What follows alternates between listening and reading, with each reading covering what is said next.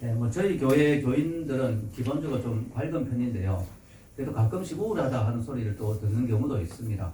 그리고 또 요즘 세상이 많이 힘들잖아요. 힘들고 특히 지금같이 여러 가지 어려운 일들이 많을 때는 참 괜히 마음이 좀 우울해지고 또 울적해지고 또 힘들어지는 그런 경우가 많습니다. 그래서 작년부터 그런 이야기들이 좀 있어서 교회에서 한번 이런 부분들 우울증에 대해서 기독교인은 어떻게 생각해야 되는지를 한번 다루어 주는 것이 좋지 않을까 하는 그런 이야기들이 리더 모임에서 잠깐씩 있었습니다. 그래서 준비하고 있다가 제가 이제 3주 과정으로 이 말씀을 준비했는데 너무 신기하게도 지금 상황이 이 말씀이 좀 맞는 상황인 것 같아요. 우리가 마음에 좀 치열업 다시 좀 힘을 내야 되는 그런 상황이기 때문에 이 말씀이 필요한 것 같습니다.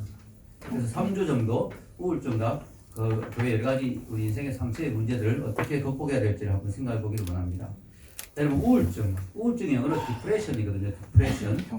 이 디프레션 자체가 밑으로 내려간다는 거죠.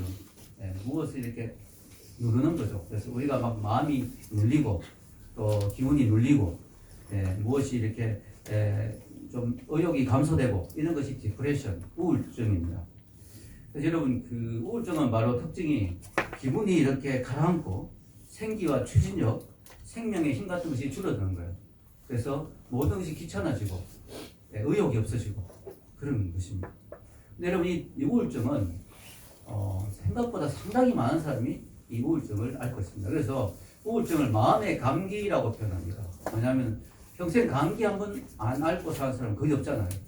그래서 평생 한 번도 우울증을 안 앓았다, 우울한 기분이 없었다 이런 사람은 없으니까 마음의 감기.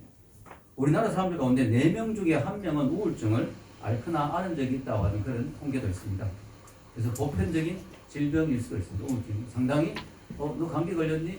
우리 감기 보통 많이 걸리듯이 아주 상당히 많이 있는 그런 상태인데, 그러나 그렇다고 흔하다고 만만한 병은 아닙니다. 왜냐하면 이 우울증이 심해지면 어떻게 돼요? 자살로 이어지는 경우가 있거든요. 자살의 원인의 70%에서 80%는 우울증입니다. 그래서 상당히 우울증이 너무너무 가까이 볼 수 있고 자주 볼 수 있는 거지만 그렇게 만만한 것도 아니에요.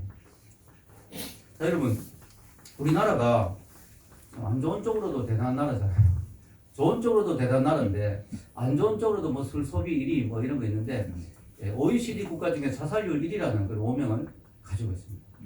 특별히 서울이 여러 전 세계 대도시에 비해서 가장 자살률이 높은 그런 도시라고 이야기합니다.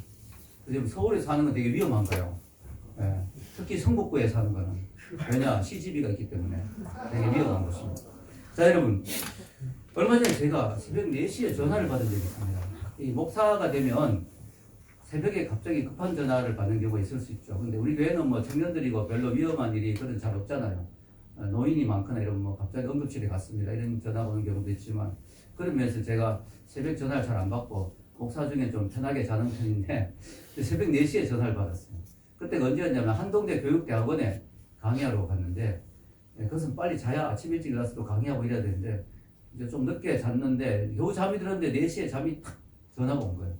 그래가지고 어떤 형제가 전화가 왔는데, 우리 교회 교인은 아닌데 한 10여 년 전에 자매를 따라서 우리 교회에 잠깐 왔던 형제인데 제 전화번호를 가지고 있었는지 새벽 4시에 전화가 왔습니다. 전화를 딱 받았는데 첫 마디가, 목사님, 그리스도인도 자살하면 지옥 갑니까? 이게 첫 마디였어요. 잠이 확 깨는 거예요. 잠이. 왜 자살하려고? 너무 놀란 거죠, 저는. 그러니까 본인은 극구 자기 이야기는 아니고 그냥 궁금해서 전화해봤다고. 여러분, 궁금한데 새벽 4시에 전화를 하겠습니까? 그래서 이게 제가 잠이 확 깨면서 잘 이야기를 했죠. 그래, 자살은 아니다 하면서 이제 성경에 자살하면 지옥 간다라고 바로 적혀 있지는 않지만, 그러나 자살하는 것은 자신을 또 죽이는 거니까 또 회개할 기회도 없고 하나님은 기뻐하지 않는다고 쭉 이야기하고 전화를 끊었습니다. 멀들들 하더라고요, 새벽에. 그리고 이제 한 이틀 지나서 좀 궁금하기도 하고 해서, 그래서 이제 나중에 이제 카톡을 봤더니 상태가 좀 괜찮은 것 같아요. 그래도 좀 불안해가지고 이제 나중에 문자를 보냈더니 잘 있다고, 그렇게 새벽에 전화 죄송하다 이렇게 이야기를 했습니다. 그래서 본인의 문제가 아니라니까 계속 캐물을 수 없고 하는데 이렇게 사람들이 이렇게 충동을 느낍니다. 얼마 전에도 무슨 우리나라의 어떤 다리에서 뛰어내리려고 하다 택시 기사가 택시를 탔는데 승객이 어디로 갑시다, 어떤 다리로 지나가는데 갑자기 확 뛰어내리는데 택시 기사가 막 직감적으로 자살이다 싶고 뛰어내려가 청년을 잡았대요. 그렇게 겨우 살렸다는 그런 이야기도 어제 오늘 어젠가 이렇게 나온 것 같습니다. 자, 여러분 그래서 중요한 거는요. 인생을 살다 우리가 죽고 싶은 마음이 드는 우울한 마음이 들 때가 있습니다. 그런데요. 그건 우울증하고 다른 거예요. 왜냐하면 사람이 살다가 괴롭다, 우울하다. 오늘따라 왜 이렇게 우울해? 이게 우울증은 아니에요. 우울증은 뭐냐면 이런 상태가 지속적으로 계속가는 거예요. 이거 마치 어떻게 표현할 수 있냐면 고무줄과 비슷합니다. 여러분 고무줄 이렇게 잡아당겼다가 놓으면은 원위치로 돌아가잖아요. 맞죠? 예, 고무줄 딱 당겼는데 놓으면 원위치로 돌아가요. 근데 너무 오래 잡아당겨 놓으면 어떻게 됩니까? 놓아도 잘 안 돌아가죠. 너무 늘어져 버렸으니까. 너무 오래 당기고 있었으니까. 이게 우울증이에요. 그러니까 잠시 살면서 우울한 마음이 든다. 이건 괜찮아요. 뭐 누구나 다 그럴 수 있어요. 그러나 이게 해결이 안 된다. 풀리지가 않는다. 계속 우울하다. 계속 죽고 싶다. 이게 계속한다. 이건 우울증이죠. 그래서 여러분 이렇게 되면요. 정생생활이 잘 안 되죠. 예, 가정도 잘 안 되고 직장생활도 잘 안 되고 개인적인 삶이 잘 안 됩니다. 자, 여러분 이런 이야기를 들으면 여러분이 난 우울증인가 할까 궁금하죠. 그래서 제가 이렇게 자료를 좀 조사해 봤어요. 다음과 같은 느낌이 계속된다면 우울증인데 한 개만 있다고 우울증은 아니에요. 이런 지금 제가 한 10가지 정도 이야기하고 싶은데 그게 한 서너 개가 계속되고 있다. 그러면 이제 우울증일 가능성이 높습니다. 자, 첫째, 설명할 수 없는 슬픔이 있다. 내 삶이 너무나 불행하다는 생각입니다. 또 두 번째, 관심과 즐거움의 상실을 경험한다. 뭘 해도 즐겁지가 않다. 어떤 일을 해도 즐거움이 없다. 뭘 해도 즐거운 느낌이 안 든다. 세 번째, 일상생활의 모든 것이 불만스럽고 실증이 난다. 다른 사람의 삶에 대해서 전혀 관심이 없다. 내가 죽을 지경이 됐으니까 다른 사람에 대해서 전혀 관심이 없어. 수면장애, 식욕부진이 있다. 밥 먹기가 싫어. 밥맛이 없어. 잠맛도 없어. 자기도 싫어. 잠도 안 와. 울면 쉽게 잠들지 못하고 자면 또 금방 깨고 깨게 되면 또 잠들기 어렵고 전보다 몸무게가 확연히 줄어든다. 근데 재밌는 건요. 제가 이제 이 말씀을 준비해서 우울증에 대해서 좀 연구해 봤거든요. 근데 반대의 경우도 있대요. 자매들의 경우에는 확 찌는 경우도 있대. 왜냐면 우울하니까 막 집어먹는 거예요. 괴로우니까. 그래서 이제 형제들의 경우에는 우울하니까 마르는 경우가 많은데 자매들 경우에 오히려 확 쪄버리는 경우가 있다. 그래서 내가 막 안 마르고 점점 살이 찌는데 우울증 아니겠네. 그게 아니에요. 자매의 경우에는 많이 먹는 경우, 우울하면 많이 먹는 경우 있고 또 불면증 있자는데 자매의 경우에는 더 많이 자버린 경우도 있고 세상 모든 게 귀찮으니까 그냥 잠이나 자자. 얘가 계속 눈만 뜨면 자는 거예요. 네. 그런 경우도 있다. 그 다음에 무능력감이 지배한다. 나는 실패자라는 생각이 듭니다. 그리고 자신을 정오한다. 그리고 안 좋은 일이 일어나면 전부 내 탓이라 생각한다. 내가 문제야. 내가 잘못했대. 내가 죽을 인간이야. 나는 죽어야 돼. 자꾸 이러죠. 미래로 뛰어드는 것이 두렵다. 미래에 대해서 두렵다. 앞날이 너무나 절망적으로 느껴지고 앞날에 대해 생각만 하면 두렵고 미래가 너무너무 겁이 나고 항상 죄책감이 시달린다. 그래서 힘든 일만 있으면 내가 지금 벌 받고 있는 거야. 앞으로 내가 벌 받을 거야. 앞으로 나에게 안 좋은 일이 생길 거야. 이런 식으로. 뭔가 마음이 너무나 피곤하다. 아무 일도 할 수가 없다. 쭉 늘어져서 너무 피곤해. 아무것도 못하겠다. 결단력이 저하된다. 어떤 일들에 대해서 결정을 내리는 것이 너무나 힘들다. 결정을 내리는 게 너무 힘들다. 무력하니까. 그죠? 삶의 모든 것들이 부정적으로 인식되고 해석되게 된다. 뭐 조그만 게 있어도 부정적으로 아주 부정적으로 생각하고 느끼는. 자, 두 개 더 하겠습니다. 누군가로부터 도움을 받을 수 없다는 느낌이 든다. 자신만 고립되어 있다는 생각이 든다. 사실은 그렇지 않은데 도와주려고 주위에서 있는데 자기 스스로 성을 쌓고 스스로 고립되어 있는. 마지막으로 우울한 생각이 마음을 지배한다. 그리고 기회만 생기면 자살하고 싶어진다. 이거죠. 자, 여러분 우울증의 원인 한번 살펴보겠습니다. 첫 번째 기질적인 요인입니다. 기질. 그냥 유전자적으로 기질적으로 우울증에 잘 걸리는 기질이 좀 있어요. 성격상, 성품상, 또 유전적으로 성향상 좀 우울한 기질의 사람이 있습니다. 이 사람들의 특징이 뭐냐? 자존심이 강하고 기준이 높아요. 자, 내 삶의 기준이 높은데 그걸 못 따라가는 거야. 내 삶이. 내 상황이 그걸 안 받쳐주는 거예요. 그러니까 우울해져요. 그래서 우울증 사람 중에 완벽주의자가 많습니다. 그래서 모든 게 완벽하고 정돈돼야 되고 확실해야 되고 딱 돼야 돼. 근데 이게 잘 안 되거든요. 뭐 인생이 쉽지 않잖아요. 그러니까 내 기준이 이만큼 높은데 이게 못 따라가는 거예요. 그러니까 우울한 거예요. 이런 사람은 옆에 사람에게도 많은 높은 기준을 요구하죠. 옆에 사람도 잘 안 되죠. 근데 옆에 사람도 같이 우울해져요. 같이 우울해지는 거죠. 자, 두 번째는 환경적인 영향이 있습니다. 이건 뭐냐면은 원래 기질이 우울한 기질인 건 아닌데 환경이 너무 힘드니까 우울해지는 거야. 예를 들어 결혼했는데 배우자의 관계가 계속 안 좋아요. 맨날 부부싸움 해봐요. 어떻게 행복할 수 있겠어요? 우울하지. 맨날 부부싸움 한다고 생각해요. 우울하고. 예를 들어 자녀의 문제. 자녀가 계속 엇나가고 부모 말 안 듣고 집 나가고 사고치고 문제치면 부모가 우울할 수밖에 없죠. 또 시어머니, 시부모 관계, 시월드. 시월드 힘들어요. 시부모님하고 너무 힘들면 막 부부간의 갈등 이런 것 때문에 너무 막 또 스트레스 받고 또 건강에 어려움이 있어요. 이런 몸이 계속 아프면 사람이 우울해지는 거예요. 몸하고 마음이 연결되어 있거든요. 밝고 건강하고 좀 명랑한 사람이라도 몸이 계속 아프면 어떻게 돼요? 우울해지죠. 그래서 옛날에 우리나라에 행복 전도사라는 여자분이 있었어요. 여자분이 나이가 좀 있는 분인데 막 너무 잘 웃고 어디 가서 막 사람들 즐겁게 해주고 하는데 알고 보니까 본인은 너무 우울했던 거죠. 왜냐하면은 알고 보니까 몸이 너무 안 좋아요. 몸에 병이 있어가지고 몸이 너무 그래서 자살해버렸잖아요. 자기 남편하고. 그 사람이 너무 놀랬죠. 왜냐하면 별명이 행복 전도사인데 자살해버리니까 알고 보니 이 사람의 몸이 너무 안 좋았던 거예요. 그냥 몸이 너무 아프니까 우울해져요. 특히 재정적인 어려움이 있을 때 우울해지죠. 돈이 없으면 사람이 우울해지잖아요. 왜냐하면 이 세상을 사는데 돈이 상당히 영향을 많이 미치니까 돈이 너무 없어도 사람이 우울해져요. 그래서 여러분 자살하고 난 뒤에 나오는 신문 기사가 이런 경우가 많잖아요. 생활고로 인하여 극단적인 선택을 하였다. 이런 경우 많이 나오죠. 사람이 너무 돈이 없어도 또 우울해지는 거죠. 그리고요, 내가 받는 스트레스가 장기화될 때, 예를 들어 나름대로 공부를 잘하고 성적이 좋았던 학생인데 계속 무슨 이유로 성적이 자꾸 떨어져. 그럼 어떻게 돼요? 우울해지는 거죠. 비관하고. 또 예를 들어 직장에서 막 계속 실적에 대한 압박을 받을 때, 이 사람이 계속 쪼고 왜 실적이 그거밖에 안 돼? 이 지점하고 다른 지점하고 비교하고 그리고 또 은행장 자살했거든. 멀쩡한 사람인데 너무 실적에 막 그걸 하니까 너무 힘든 거예요. 그럴 때 어떻게 해야 될까요? 직장 옮기는 게 낫습니다. 죽는 것보다는 차라리 직장을 옮기는 게 낫죠. 이런 경우 환경의 영향. 세 번째는 영적인 요인이 있습니다. 영적인 요인. 뭐냐면은 특히 기독교인 이런 경우가 많은데 기독교인은 좀 도덕적으로 되게 다른 사람보다 좀 도덕성이 높잖아요. 거룩하게 살아야 되고 그러다 보니까 조금 어떤 게 잘못해도 죄책감이 많이 느껴지는 거예요. 보통 사람들보다. 보통 사람은 쿨하게 그럴 수 있지 죄 안 짓는 사람 어디 있어 이렇게 넘어가는데 우리는 진짜 기독교는 조금의 죄를 지어도 많이 우리가 생각하잖아요.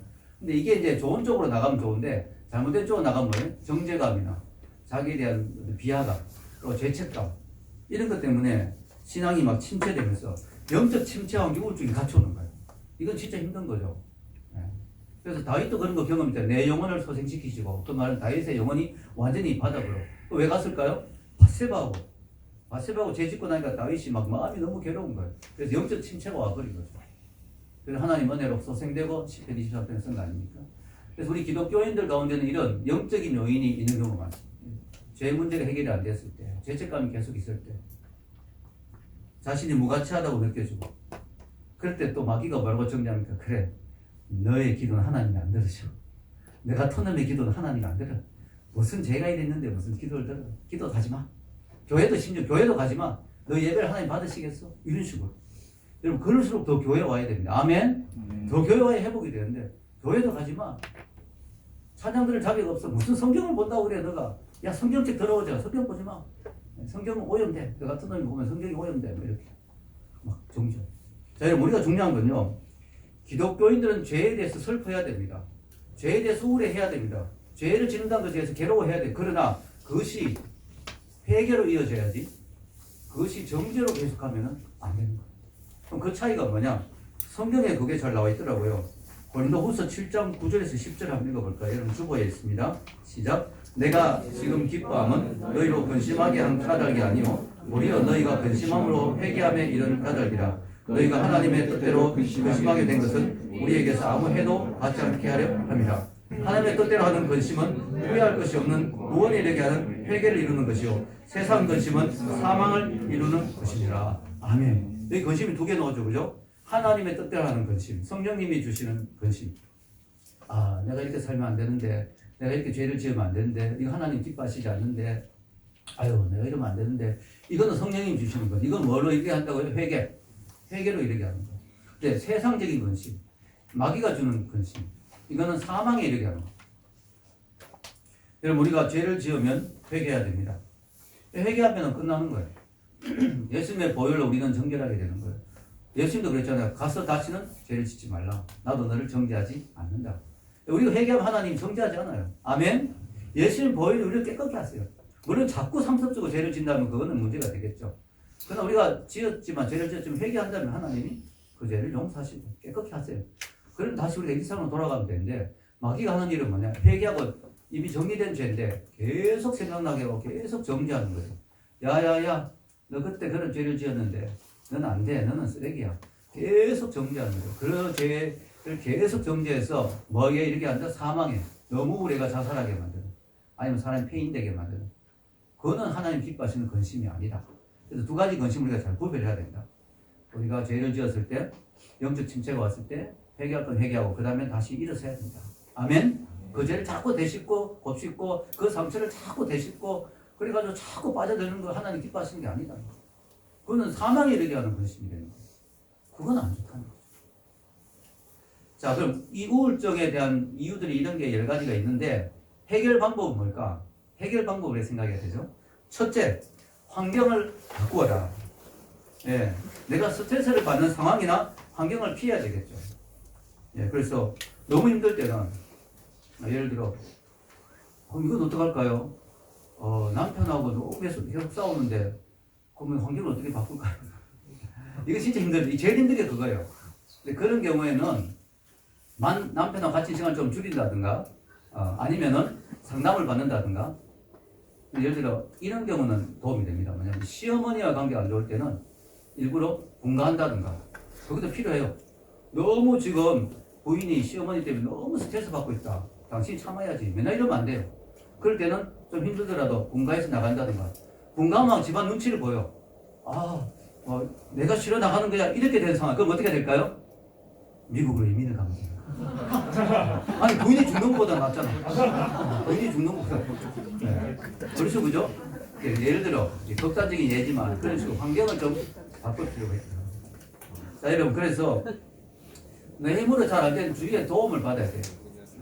내 힘으로 환경이 잘 안 바뀌어질 때가 있어요. 내 힘으로는 한계가 있을 때. 그럴 때 왜냐면 내 우울증하고 무력하니까 내 힘으로 막 떨쳐나오기 힘들 때는 주위에 도움을 요청받아가 내 환경과 상황을 바꾸고 좀 도움을 도와달라고 해야 되는 도움을 요청해야 됩니다. 자, 성경에 보면요. 의외로 성경에 우울한 사람들이 많이 나와요. 엘리야도 막 죽고 싶었잖아요. 그 다음에 또 모세도 상당히 우울질 기질이 있는 사람입니다. 성경에 보면 모세 기도 한번 보세요. 한번 읽어볼까요? 모세가 여호와께 여쭤오되 어찌하여 주께서 종을 벌써 분위기가 우울하죠, 그죠? 어찌하여 종을 괴롭게 하시나이까? 어찌하여 내게 주의 목전에서 은혜를 잊게 아니하시고 이 모든 백성을 내게 맡기사 내가 그 짐을 지게 하시나이까? 이 모든 백성을 내가 배웠나이까? 내가 그들을 낳았나이까?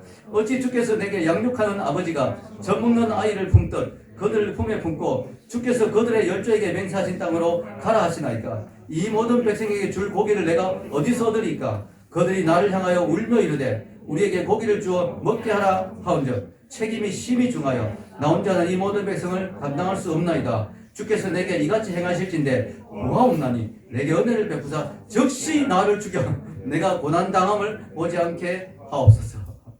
야, 모세도 상당하죠. 예. 물론 모세를 우리가 이해합니다. 얼마나 시달렸으면 백성들에게 출애굽해가 데리고 나왔는데 여러분 한두 명이 아니잖아요. 그 많은 백성이 하나같이 입이 달렸다고 전부 불평하니까 모세가 죽을 지경이죠. 죽을 지경이죠. 이제 막 고기까지 내놔라니까 어디서 내가 고기를 구하겠습니까? 이러면서 이제 모세가 즉시 나를 하나님이 때로 우리 기도에 응답 안 하시는 게 감사한 거예요. 아멘. 그럼 하나님 그래? 너 기도대로 바로 이루어지면 큰일 나죠. 그래서 우리가 때로는 말도 안 되는 기도도 합니다. 너무 힘드니까. 하나님 다 들어주진 않아요. 지혜롭게 하나님 응답하시죠. 근데 모세의 경우에 우리가 알아야 될 사실 하나님 모세를 꾸짖지 않습니다. 모세야 너가 왜 이렇게 믿음이 없느냐? 이렇게 안 꾸짖어요. 모세야 너가 이렇게 왜 불평하느냐? 이렇게 말 안 해요. 내가 이해한다. 이해한다. 그래서 모세에게 어떻게 하시냐? 모세가 이 어려움을 이길 수 있도록 환경을 바꾸어 주세요. 어떻게 하냐? 돕는 자를 세웁니다. 70인 장로. 예. 그래서 교회에 목회 혼자 하면 힘든 거예요. 여러분 혼자 목회하면 이런 걸 느끼고 하나님 이 짐이 너무 무겁습니다. 내가 이 교인들 어떻게 다 감당합니까? 이 교인들 필요를 어떻게 다 채웁니까? 저도 목회를 너무 행복하게 하고 있거든요. 왜냐하면 우리 교회 셀리더들이 너무 열심히 해주니까 셀원들을 너무 열심히 기도해주고 도와주고 웬만한 문제는 셀 리더의 손에서 다 해결해주니까 진짜 힘든 거면 저한테 가져오니까 근데 잘 안 가져와요. 별로 그렇게까지 힘들지 않도록 다 해결해주니까 저는 뭐 너무 감사하게 하죠. 그래서 여러분 이 모세가 혼자 다 했거든요. 지금까지. 모세가 아침에 일어나면 줄을 저까지 서 있는 거예요. 끝이 안 보여. 왜? 한 명씩 다 모세한테 상담받으러 오는 거예요. 그 수십만 명이 모세한테만 오는 거예요. 상담하러. 너무 힘든 거죠. 그렇게 이제 하나님이 70인 장로 세우고 그다음에 10부장, 100부장, 1000부장, 10,000부장 세워가지고 뭐요? 웬만한 건 10부장 해결해라. 10부장이 좀 힘든 건 100부장한테 가져가라. 100부장이 힘들면 1000부장 가져가라. 1000부장이 힘들면 뭐 10,000부장. 근데 그거도 힘들면 모세한테 가져가라. 직접 하나님께 기도해야 되는 문제는 모세한테 가져가라. 예, 저희 교회는 지금 많지 않으니까 셀 리더 세웠는데 이제 앞으로 진짜 교회가 막 부흥했다 그래가 막 1000명이다 그러면 이제 셀 리더를 또 뭐 10명의 셀 리더를 돌보는 뭐 10부장 같은 역할하는 그런 또 목자를 세울 수 있겠죠. 그래가지고 또 셀을 할 수 있겠죠. 그래가지고 그래도 힘들면 저한테 가져오면 되겠죠. 이렇게 하면 힘이 덜 들죠. 그리고 고기, 하나님이 고기를 어떻게 구합니까? 메추라기를 보냈잖아요. 하나님이 상황을 다 도와주시고 해결해 주신 거예요. 여러분 이게 참 감사한 게 하나님은 모세가 우울증에 빠졌다고 무가치하다고 무기력하다고 그를 버리지 않았습니다. 너 리더 자격 없다. 너 리더 할 수 없다. 이렇게 하지도 않았어요. 내가 도와줄게. 도와주면 되잖아.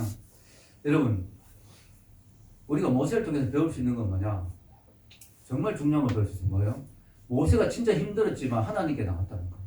그게 중요한 거예요. 지금 모세가 하나님께 나와서 기도했잖아요. 하나님 너무 죽겠습니다. 너무 힘듭니다. 여러분 우리가 정말 우울하고 힘들 때 하나님께 나와야 돼요. 심지어 그게 불평하는 기도일지라도 괜찮아요. 솔직하면 돼요. 솔직하면. 하나님 너무 힘들어 죽겠습니다. 그런 말 해도 돼요. 그 시편의 기도가 전부 그런 거잖아요. 여호와여 내가 죽게 되었습니다. 여호와여 어느 때까지입니까?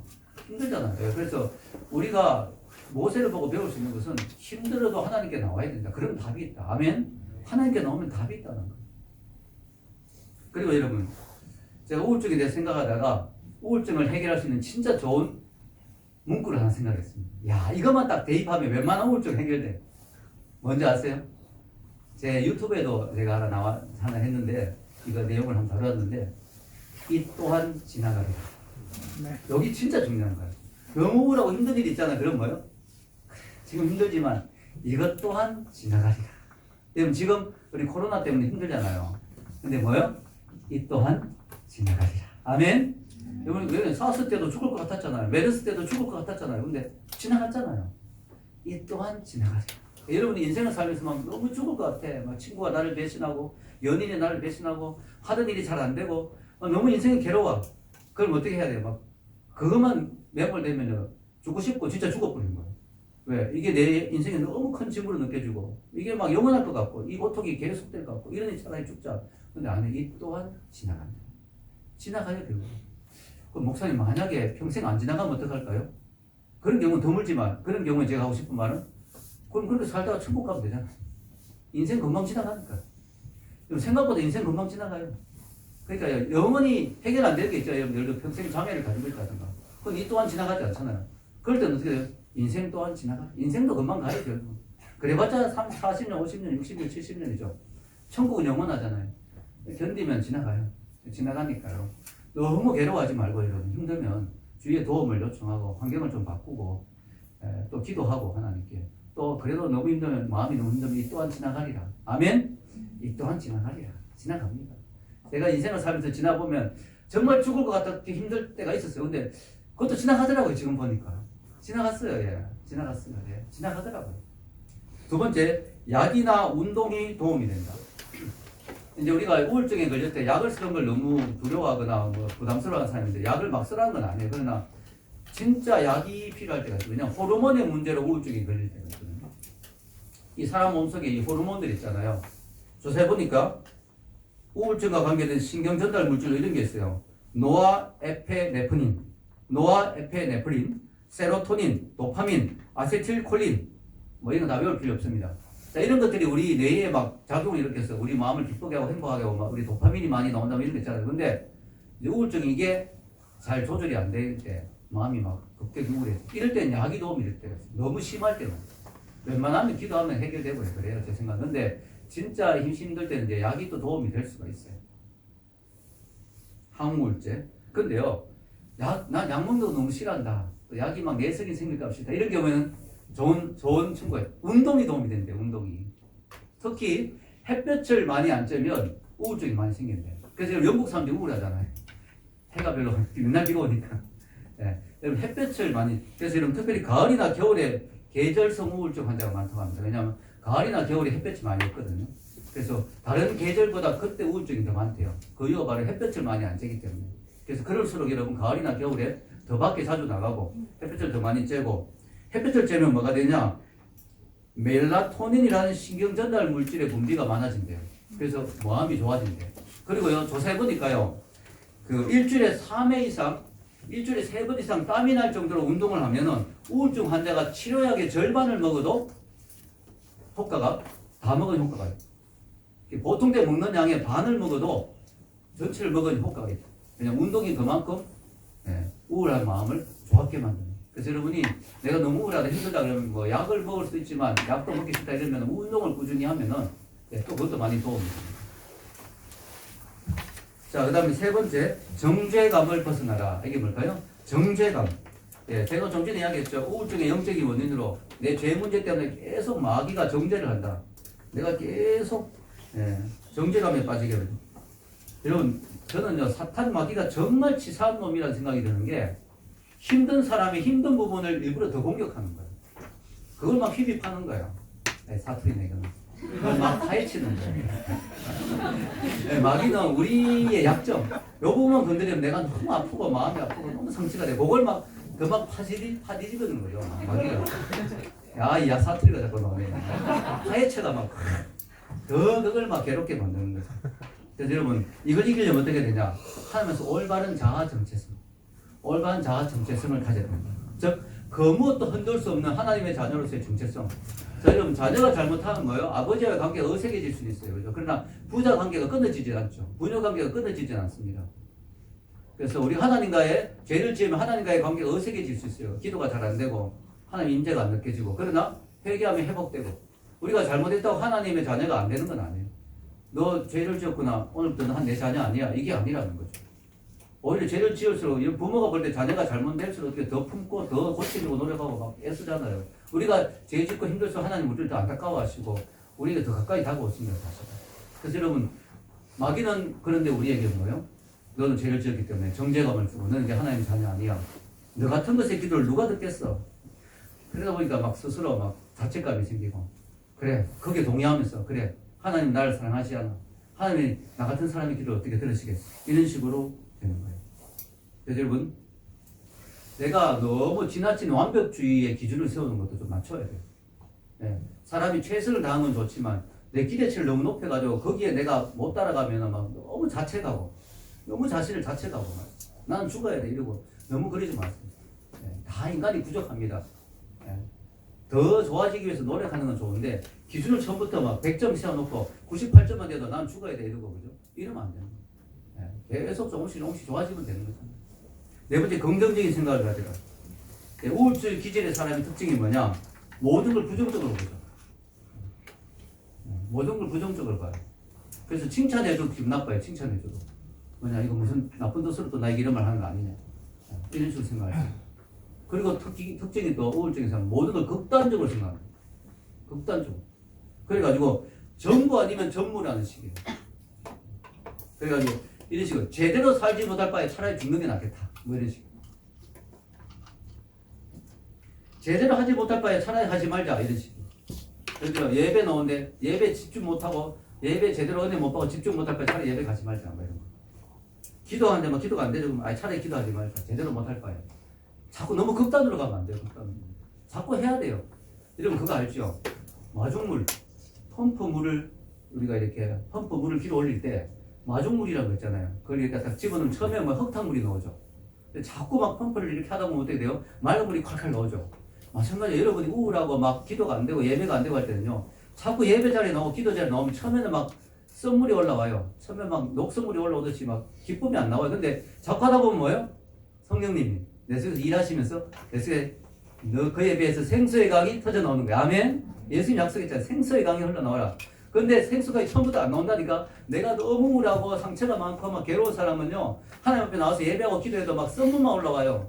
그러면 에이, 극단적으로 또 우울증 환자. 이러니 차라리 하지 말자. 이게 아니에요. 그래도 하면 어떻게 돼요? 사과하다 보면 하나님이 더러운 물을 걷어내 주시고 어느 순간부터 내 배에서 생수의 강이 나오는 거예요. 아멘? 그래서 여러분 힘들수록 더 자리에는 기도하기 싫을 때가 제일 기도 많이 해야 될 때예요. 아멘? 예, 제일 예배 나오기 싫을 때가 제일 예배 열심히 나와야 될 때인 거예요. 자꾸 예배 자리에 나와야 되는 거죠.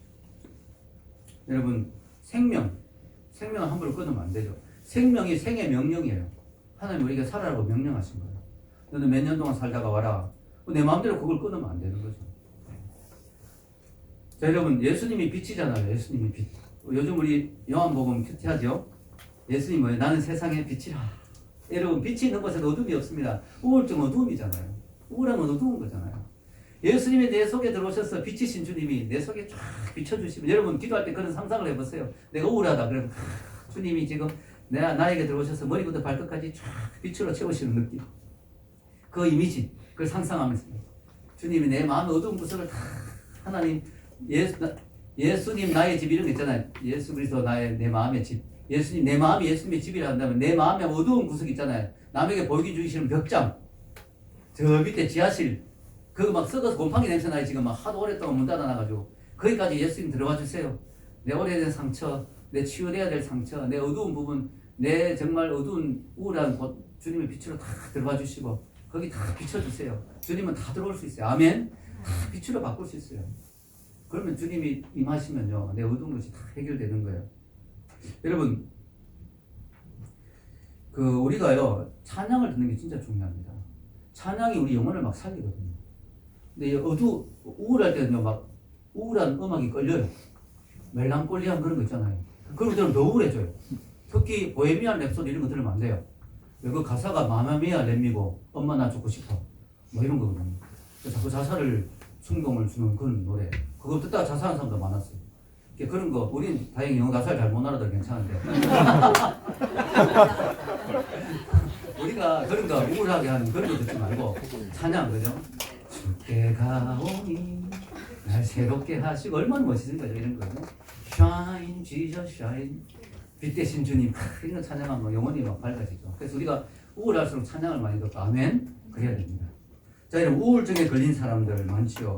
우울증은 무서운 것입니다. 그러나 우울증 자체가 절망할 필요는 없다. 왜냐? 우울증이 곧 인생의 종말을 의미하는 것은 아니다. 여러분 놀랍게도 우울증에 걸렸지만 위대한 업적을 남긴 사람들이 많아요. 대표적인 사람이 링컨입니다. 링컨은요 우울증의 대표자죠. 왜냐면 링컨 자체 삶도 너무 불행했어요. 하나뿐인 남동생이 어릴 적 죽었죠. 어머니도 돌아가셨죠. 누나 역시 유산 후 몸가리를 잡아내 죽었습니다. 첫사랑인 앤 루럴리지도 죽었습니다. 결혼했는데 부인이 너무너무 링컨을 괴롭혔어요. 링컨이 결혼식에 짜면서 했는 말 있죠. 나는 지금 지옥으로 들어가고 있다. 부인이 너무 거기다가 결혼 후에 두 아들 에디와 윌리가 죽었어요.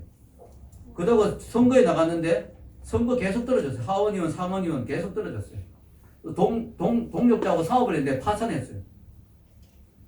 정치에 대통령이 되긴 했는데도 막 남북전쟁 이런 데 온갖 비난을 많이 들었거든요. 지금은 존경하는 사람들이. 그때는 온갖 적들이 많았어요. 링컨이 너무 우울했어요. 젊을 때 링컨이 쓴 시 중에 자살을 암시하는 시도 발견됐어요. 링컨이 남긴 말입니다. 이거 링컨이 했다고 상상할 수 없는데 이렇게 말했어요. 제가 한번 읽어볼게요. 나는 현재 가장 비참한 사람이다. 만일 내가 느끼는 것이 온 세상의 사람들에게 나누어질 수 있다면 이 지구상에는 기쁜 얼굴이란 단 하나도 없을 것이다. 내가 좋아질 것인지는 알 수 없다. 그렇지 않을 것이라는 불길한 예감이 든다. 이대로 남아있는 것은 불가능하다. 죽거나 아니면 내게 주어진 상황이 좋아지거나 해야 된다. 내 지금 상황이 좋아지거나 아니면 내가 안 그러면 죽어야 된다. 이렇게 괴로워했다. 근데 링컨이 이 우울증을 어떻게 극복했을까요? 링컨이 처음부터 신앙이 돈독했는 건지는 잘 모르겠지만 어쨌든 어느 시점에부터 남북전쟁 때부터 그랬다는 말도 있습니다. 병사들의 시체가 묻혀있는 공원에 십자가를 탁 보면서 하나님을 생각하게 됐고요. 예수님을 깊이 만났다는 말도 있습니다. 어쨌든 링컨이 그때도 막 뜨겁게 기도를 해가지고 링컨이 기도를 그렇게 많이 했어요. 전쟁터에도 막사 하나는 기도 장소로 따로 구분해놨어요. 막사 하나를 따로 기도실로 구분했다. 그렇게 뜨겁게 기도하고 링컨의 그 백악관에 어떤 사람이 초청돼 갔는데 밤에 자다 시끄러워서 나가봤더니 링컨의 방에서 기도 소리 흘러나와. 하나님 내 힘으로 이 나라를 이끌어갈 수 없습니다. 하나님 저 좀 도와주세요. 그렇게 울면서 기도하더라고요. 링컨이 그렇게 우울하고 힘든 사람이었지만 링컨은 기도로서 그 우울증을 이겨냈다. 아멘? 기도로서 이겨냈다. 처칠도 평생 우울증에 시달렸죠. 처칠이 평생 그렇게 우울증이 심했대요. 병적으로 심했대요.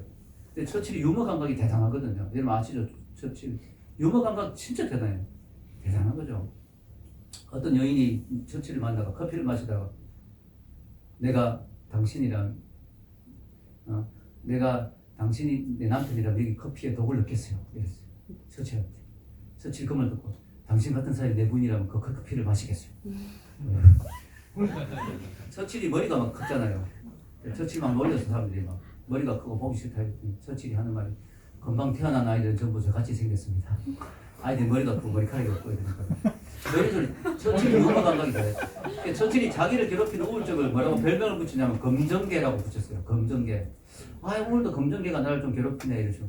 검정개니까 어차피 떨어쳐낼 수 없는 개니까 내가 잘 다루어 애완견처럼 그 처칠이 그 개를 잘 관리했어요. 우울증을 평생 뗄 수가 없으니까 그걸 잘 컨트롤하고 관리해가지고 위대한 업적을 남겼죠. 최고의 영웅이 됐잖아요. 우울증에 함몰되지 않고. 여러분이 믿는 사람이 특히 우울증에 걸리면 힘든 게 뭘까요? 스스로 정지하고 옆에 사람이 정지하죠. 뭐냐면 어떻게 믿는 사람이 우울증에 걸릴 수가 있어. 이건 믿음이 부족해서 그런 것 같아요. 옆에 사람이 없고 지적하죠. 자, 내가 우울증에 걸린 거니까 숨겨놓은 죄가 있는 것 같아. 이 옆에 친구들 같이 죄가 있는 것 같아. 이러고. 이러니까 더 힘든 거예요, 믿는 사람은. 근데 알아야 될 사실은 신앙이 있어도 우울증이 올 수 있다. 그래서 너무 내가 믿음이 있는데 신앙이 있는데 우울증이 있다고 너무 자책하지 마세요. 그게 좋은 건 아니지만 우울증이. 그러나 성경에 보면 신앙이 있으면서 우울했던 사람들이 많아요. 그렇지만 하나님께서 쓰임받은 사람들이 많습니다.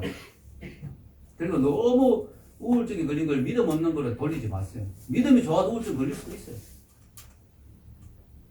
욥, 모세, 예레미야, 바울, 엘리야 뭐 이런 사람들.